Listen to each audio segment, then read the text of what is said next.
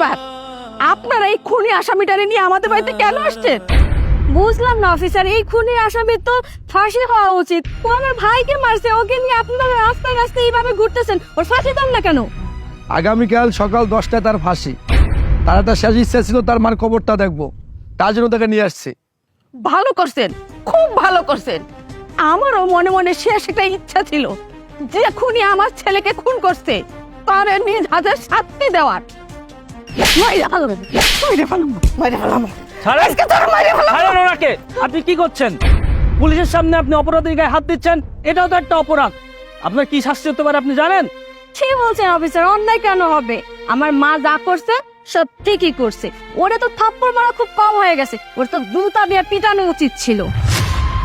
তুমি কারে খুনি কইতাছ? কারে খুনি কইতাছ? কেন অপরাধ করছে? তোমার পোলায় অপরাধ করছে। তোমার পোলায় যদি সেই দিন ওর বউরে নিয়ে পালায় না যাইতো, তাইলে ও তোমার পোলার খুন করতো না। তোমার পোলারে শুধু খুন করছে, যে অপরাধ করছো সেই অপরাধের জন্য তোমারও খুন করা দরকার ছিল।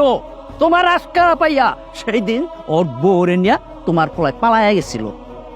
চুপ করো, তুমি এসব কি বলছো? মনে হইতেছে এই ঘটনা আমার ছেলে একাই করে এই দুনিয়াতে, তাই বলে এই খুনি আমার ছেলেরে খুন করে ফেলাইবো? আর তুমি কি না একটা খুনির হইয়া সাফাই গাইতেছো? মা, এখন আপনার খুব কষ্ট হচ্ছে তাই না? আপনার ছেলেকে আমি খুন করছি, তাতে আপনার কষ্ট হচ্ছে। কই, তখন কষ্ট হয়নি যখন আপনার ছেলে আমার বউরে ভাগিয়ে নিয়ে গেছে? তখন তো আপনার কষ্ট হওয়া উচিত ছিল। কেন কষ্ট হবে? আমি তো আপনার সৎ ছেলে, আমি তো আপনার আপন ছেলে না। আমি যদি আপনার আপন ছেলে হইতাম তাইলে আপনার কষ্ট হইতো না। আরে আপনারা কখনো তো আমি সৎ ভাবিনি, আমি আপনার আমার আপন মা ভেবেছি। প্রবাসে থেকে আমি আপনার জন্য, আপনার ভালোর জন্য কত কিছুই না করেছি। আমি প্রবাসে কত কষ্ট করে আপনাদের জন্য বাড়ি করে দিয়েছি। কই, তখন তো আমার কষ্ট হয়েছিল, তখন তো আপনার কষ্ট হয়নি। আর এখন আপনার ছেলেকে খুন করছে, তার জন্য আপনার অনেক কষ্ট হচ্ছে। বাহ বোন, তুই আমার সৎ বোন, কিন্তু এটা না আমার কাছে কখনোই মনে হয়নি যে আমার একটা সৎ বোন আছে। আমার কাছে সবসময় মনে হতো তুই আমার আপন বোন। আর তোর জন্য আমি কি না করেছি সব ভুলে গেলি? আজ তোর একটা অপরাধী ভাইকে আমি খুন করেছি, আর সেটার জন্য তুই আমাকে অপরাধী ভাবছিস। বাহ, আজকে যে তোর লাইফ স্টাইল, সেটা একমাত্র আমার জন্যই হয়েছে।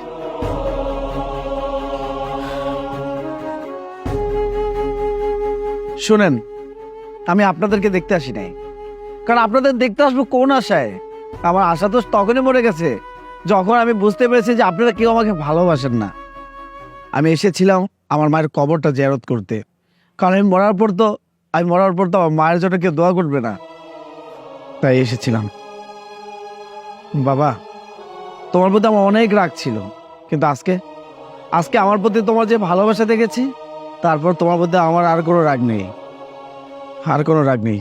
তবে বাবা, আজকের এই ভালোবাসাটা যদি আজ থেকে আরো কয়েক বছর আগে আমার প্রতি তোমার থাকতো, তাহলে আজকে এই দিনটা আমার দেখতে হতো না বাবা।